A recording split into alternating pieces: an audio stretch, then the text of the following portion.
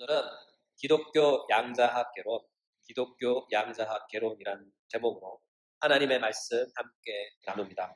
양자라는 것은 입양이라는 사법적 방식을 통해 어떤 사람의 양자녀가 될 합법적 자격을 얻은 사람을 뜻합니다.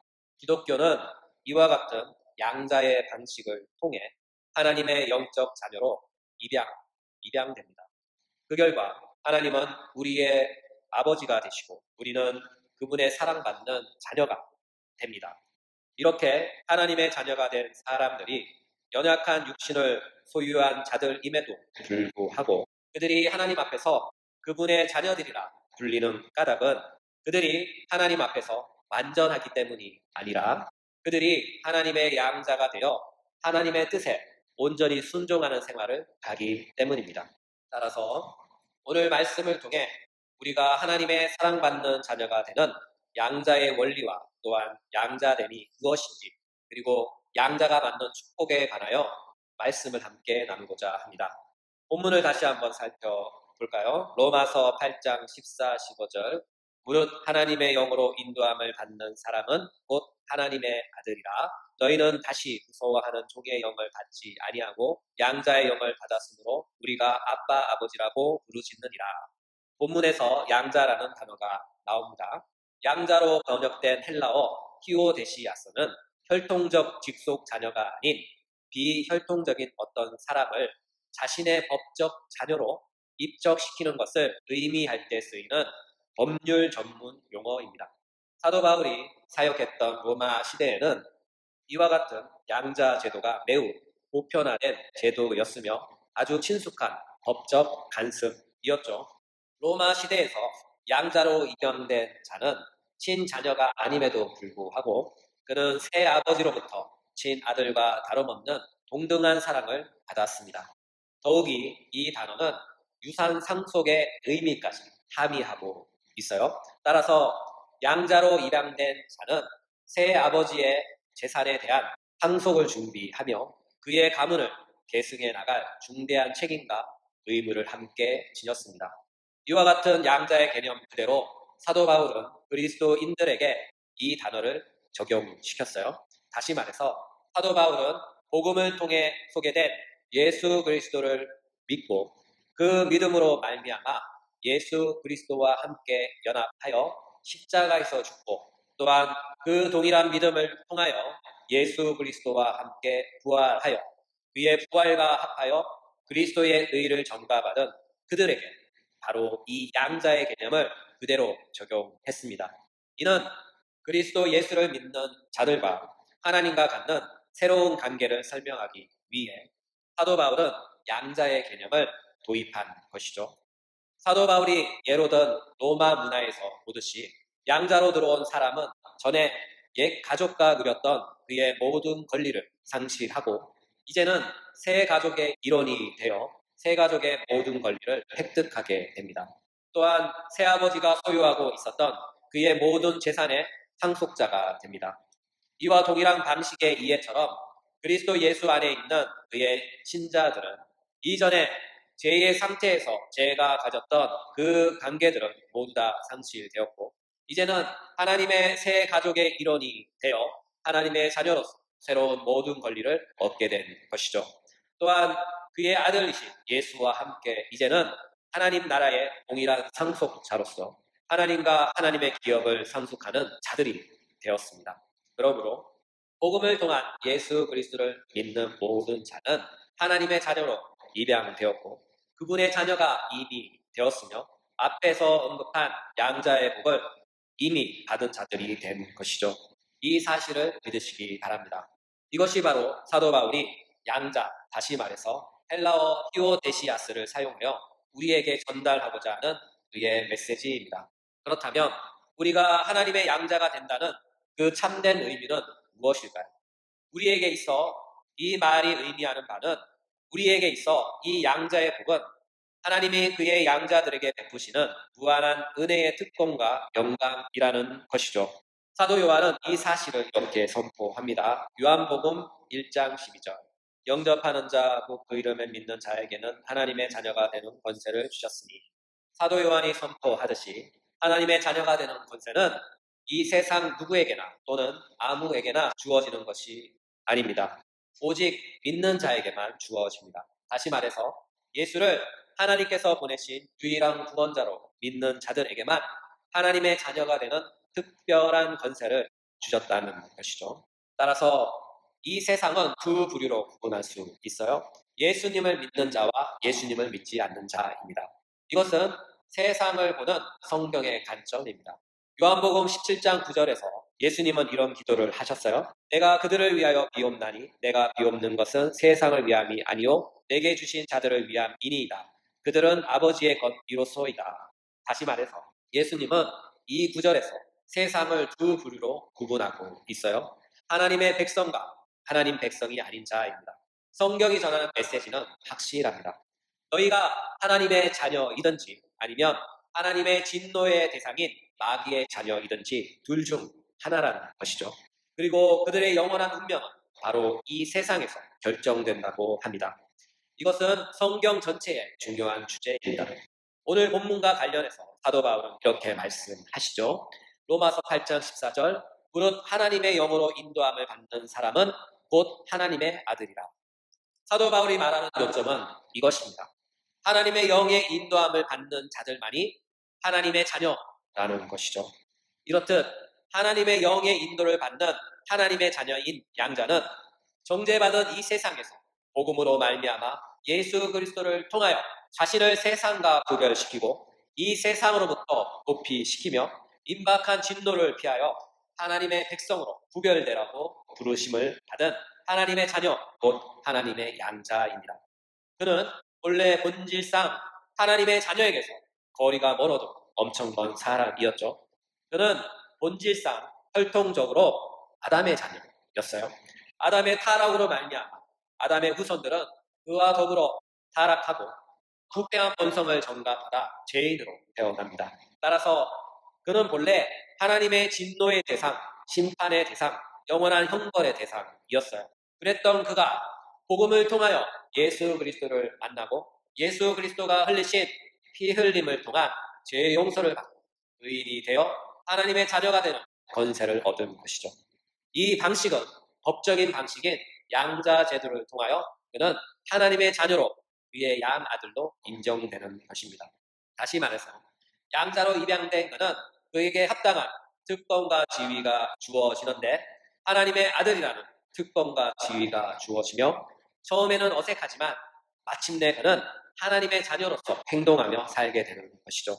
이것이 바로 양자의 본질적 측면입니다. 따라서 하나님의 양자됨은 그 자격에 맞는 실효적 지위와 실제적 특권이 주어지는 것입니다. 또한 이것은 하나님 편에서 일방적으로 행하신 위대한 신성하고 영광된 법정적 행동입니다. 왜냐하면 우리의 양자됨은 우리의 법정적 방식을 통해서 양자로 입양하시고 수용하시는 분은 하나님 그 자신이시기 때문입니다. 이와 같은 하나님의 행동은 그분의 영원한 신성의 속성에 따라 반복될 수 없는 불변의 행동입니다. 사도 바울은 이와 같은 사실을 에베소서에서 이렇게 송명하고 있어요. 에베소서 1장 3절부터 6절. 찬송하리로다 하나님 곧 우리 주 예수 그리스도의 아버지께서 그리스도 안에서 하늘에 속한 모든 신령한 복을 우리에게 주시되 곧 창세 전에 그리스도 안에서 우리를 택하사 우리로 사랑 안에서 그 앞에 거룩하고 흠이 없게 하시려고 그 기쁘신 뜻대로 우리를 예정하사 예수 그리스도로 말미암아 자기의 아들들이 되게 하셨으니 이는 그가 사랑하시는 자 안에서 우리에게 거저 주시는 바 그의 은혜의 영광을 찬송하게 하려는 것이다. 사랑하는 여러분, 사도 바울이 강조했듯이 우리를 그분의 양자로 삼으신 것은 하나님의 기쁘신 뜻이었으며 그분의 기쁘신 뜻대로 그렇게 이루어지도록 예정하셨고 그 예정을 예수 그리스도를 통하여 이루셨고 이루시며 이루어 가셔서 마침내 그 예정을 완성하실 것입니다. 따라서 우리를 어둠에서 빛으로 사망에서 생명으로 진노에서 영원한 사랑으로 옮기셔서 우리를 그분의 자녀로 거룩한 영적 자녀로 숭고한 영적 가문으로 다시 태어나도록 우리를 양자 삼으신 이는 다름 아닌 성부 하나님이십니다.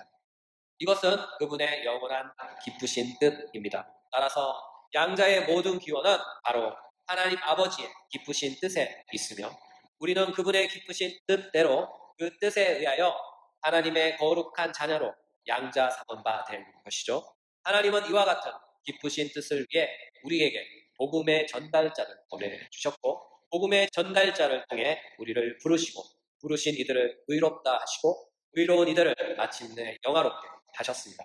그러므로 우리의 양자됨의 기원은 하나님의 뜻에 있으며 우리는 그분의 뜻에 따라 하나님의 적법하고 의로운 양자가 되었습니다.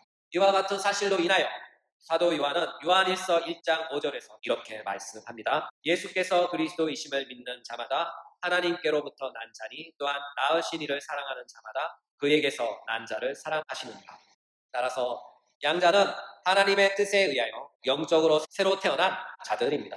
하나님의 거룩한 성품을 담기 위하여 하나님의 거룩한 성품을 따라 살기 위하여 새롭게 창조된 새 사람입니다.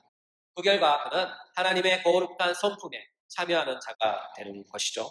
그렇다면 이렇게 하나님의 뜻대로 양자가 된 그가 받는 신령한 복은 무엇일까요? 첫째, 하나님의 나라를 기업으로 받습니다.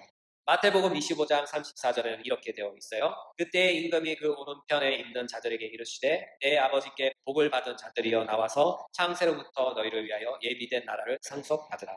로마서 8장 17절 상반절 자녀의 인연 또한 상속자 곧 하나님의 상속자요 그리스도와 함께 한 상속자니.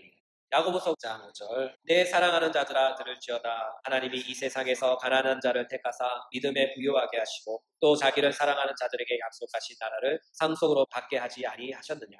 이와 같이 하나님은 당신의 나라를 다른 이들에게 맡기시지 않으시고 반드시 그분의 자녀들인 양자들에게 맡기실 것입니다. 둘째, 하나님을 아빠 아버지라고 부르게 됩니다.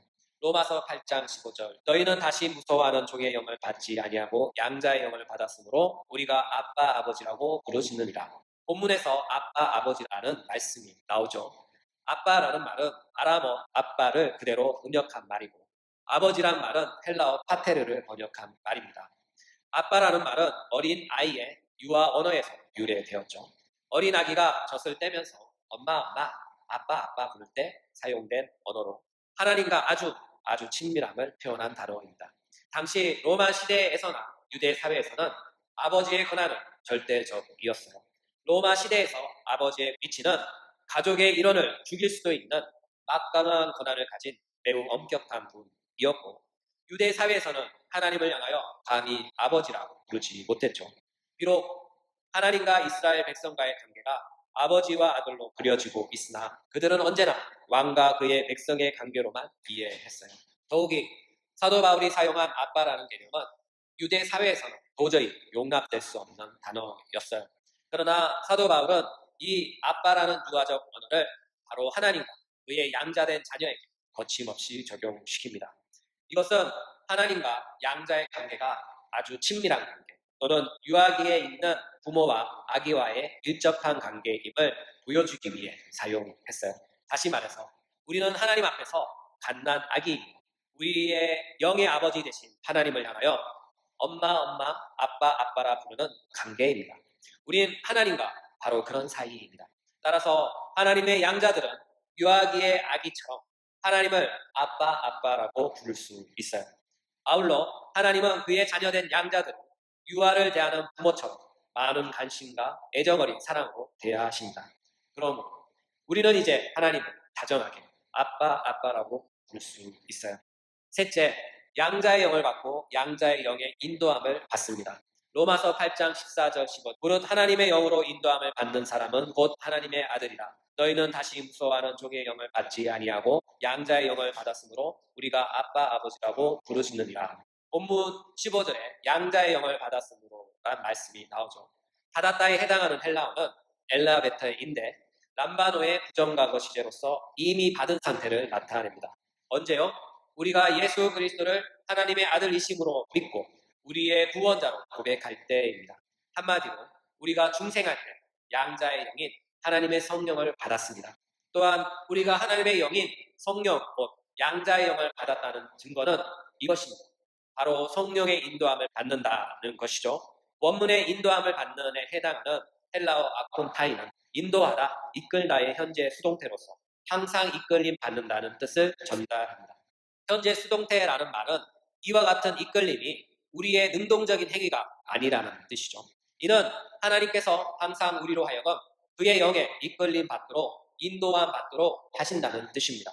다시 말해서 우리가 하나님께 순종하는 것은 우리 자신의 의지의 행위가 아니라 성령께서 일하신 사역의 결과라는 뜻이죠.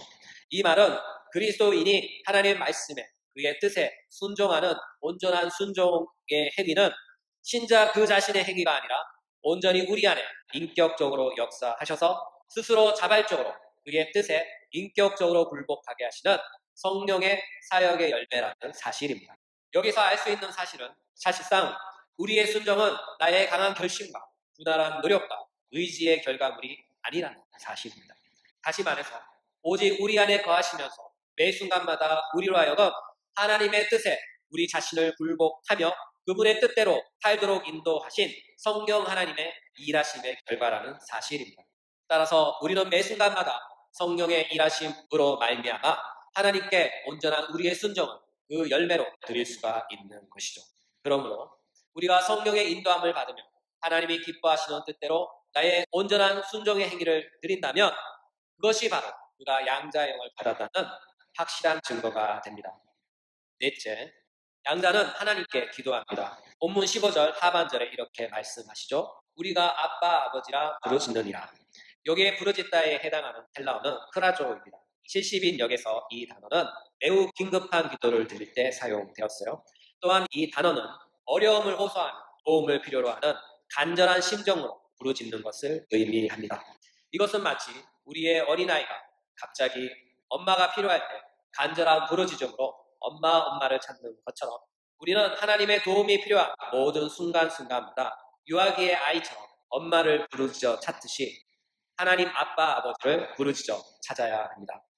이와 같은 두려움 없는 간절함, 친밀함, 확신에 찬 기도는 하늘에 닿고 하나님 아빠 아버지의 마음을 사로잡습니다. 따라서 우리는 두려움 없는 부르짖음의 기도로 친밀함에 근거한 확신에 찬 부르짖음으로 인생의 모든 순간마다 쓰나미처럼 밀려 닥치는 고난의 모든 문제들을 놓고 우리의 아빠 아버지 되신 하나님 아버지께 기도합시다.